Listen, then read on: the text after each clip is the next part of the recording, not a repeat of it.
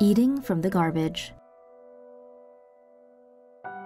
In the Philippine capital of Manila, the poorest of the poor are forced to eat pagpag, washed and recooked landfill meat, to relieve their hunger. The term means to shake or dust off in Filipino, in reference to the act of cleaning dirt off the leftover food scraps to make it edible. When food is discarded by restaurants, it ends up at dump sites where scavengers sort through the waste for hours, picking out chicken bones and other scraps of meat. These leftovers are later separated, bagged, and then sold to families or eatery owners for a few pesos. Those who prepare pagpag first wash or boil it in water to get rid of the germs before refrying or cooking it in some type of sauce. Eateries sell a pagpag meal for as little as 20 pesos or 38 US cents a portion. For those who live hand to mouth, this is a day's wage and the only thing they can afford. Slum dwellers who eat the recycled meal say it's delicious and claim no one has died from eating it. Despite experts warning that it can cause stomach and other food-related illnesses, most say they will continue to eat it, not that they have a choice. To them, food from the garbage is better than no food at all. I wish I were rich. No pay, no play. Lack of $10 leaves kids in tears. This is a woman who believes in fairness. If your family has an extra $10, you can play in the fun area of the school carnival. If your family happens to not have an extra $10, well, you can sit in the auditorium and weep. I don't care if you're 7 years old, fair is fair. A public school in Queens, New York put together a pretty awesome carnival last Thursday. There were inflatable slides, a bouncy room, twirly teacup rides, food, drinks, and even a DJ playing kids' party tunes. About 900 kids at the school went to the carnival, but the play area entrance fee was $10. Don't have it? Then you can go sit with your tears in a dark auditorium. About 100 very disappointed children, most from immigrant Chinese families, spent the day in the auditorium learning that life isn't fair. Teachers described comforting hysterical 7-year-old girls who bemoaned their parents' poverty. Principal Joan Monroe got extra points for callousness for later making a list of the families that paid and sending them a gift bag. Parents are charged fees for school events, and reports say the carnival cost about $6,000 to put on, but the school still made a profit of around $3,000.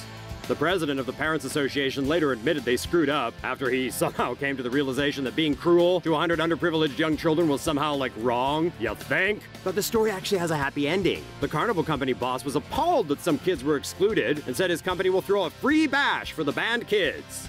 Nice job, sir. But do us a favor and don't let the principal in. Student denied lunch because of 50-cent debt. No lunch for you.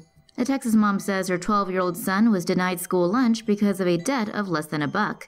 Sixth grader Matt Williams says he was refused lunch before Christmas break at James Bowie Middle School for having a negative account balance of 50 cents. According to Matt, I was hungry, my head hurted, I felt kind of dizzy a little bit. Always a good sign for kids. Apparently Matt was trying to get a drink and a bag of chips. Hold on, kid. A drink and some chips? Go Google fruit. When it was time to pay, the lunch lady told him he didn't have enough dough left in his account and that he was out of luck. Matt and his mom claim students and even faculty often carry negative balances and can still get food all the time. The principal has since reached out to Matt's mom to apologize. Third world parasite on the rise in U.S. South.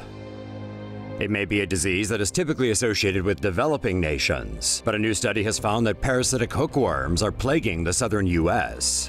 34.5% of stool samples taken from Alabama's Loudoun County tested positive for a species of hookworm called Necator americanus. Households in the county are reportedly poor and lack basic sanitation, with waste often discarded in the backyard. Residents exposed to the raw sewage may become infected with hookworm, which enters the human body through the feet. The parasitic worm attaches itself to the walls of the small intestine, sucking the host's blood, which in turn causes anemia, weight loss, impaired mental function, and stunted growth in children. The disease is a problem even for those who can afford to install their own septic tanks. Sewage problems run rampant in Alabama's Black Belt region. The area's loamy soil prevents water from draining into the ground, and heavy rains often cause septic systems to overflow or back up. Parasitic infections like hookworm are treatable with medication, but unless sanitation conditions improve, people will simply become reinfected with the disease. This kid is just another example of child poverty in China. A viral video showing a 7-year-old boy making deliveries in the eastern Chinese city of Qingdao has added fuel to the ongoing debate about child poverty in China. Posted on Chinese video site Pair Video, Li Changjiang, nicknamed Little Li, delivers packages to people on his little delivery cart, and in an interview with Pair Video, Little Li says he delivers up to 30 packages a day.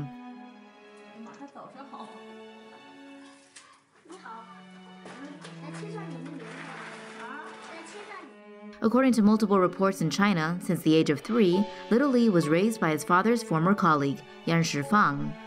Little Li's father is believed to be dead due to abuse of alcohol, and his mother remarried and lost touch with him. After picking up several odd jobs, Yan started working as a delivery man and began bringing Little Li with him going around the city. Surprisingly, Little Li enjoyed the delivery job and soon wanted to have his own little delivery cart. Ever since the video of Little Li was posted online on January 14th, his story has been one of the most discussed topics on China's social media site Weibo, with most commenters expressing sympathy and hopes for a better life for the boy. The BBC reports that Little Li is now staying with a welfare center for children and will be enrolled in a school.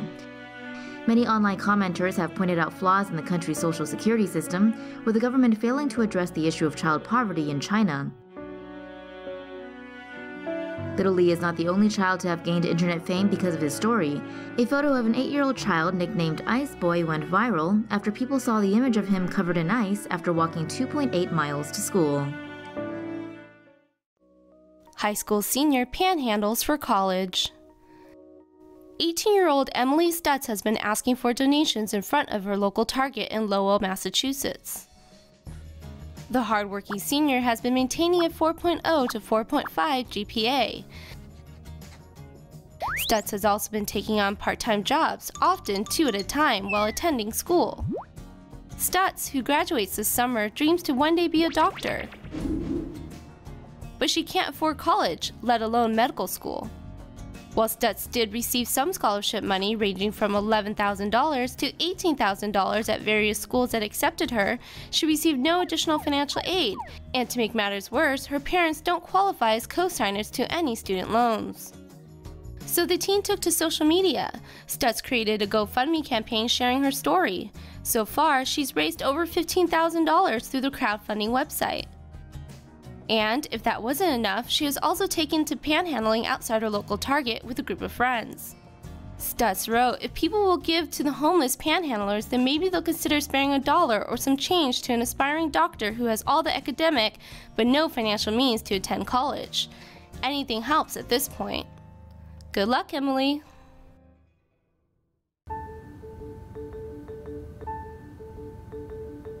A homeless man was arrested on suspicion of shoplifting 4 mobile phone charms this past Monday at Yamagata Station, located about 200 kilometers or 140 miles from Tokyo. According to the clerk, the suspect had been seen wandering in and out of the waiting room for around 2 weeks. He would spend all day there as he had nowhere else to go. He allegedly stole 3 charms shaped like dadachamame, a soybean grown in Yamagata Prefecture, as well as 1 charm modelled after yokan, a jellied Japanese dessert, all of which totaled 2,400 yen, or $24. The old man was apparently so hungry he was about to eat the plastic trinkets, but not before a clerk busted him red-handed for shoplifting. According to police, he was flat broke and had nothing to eat. He was starving to the point that he thought those charms were sweets that could satisfy his hunger. What do you think of the poor old man?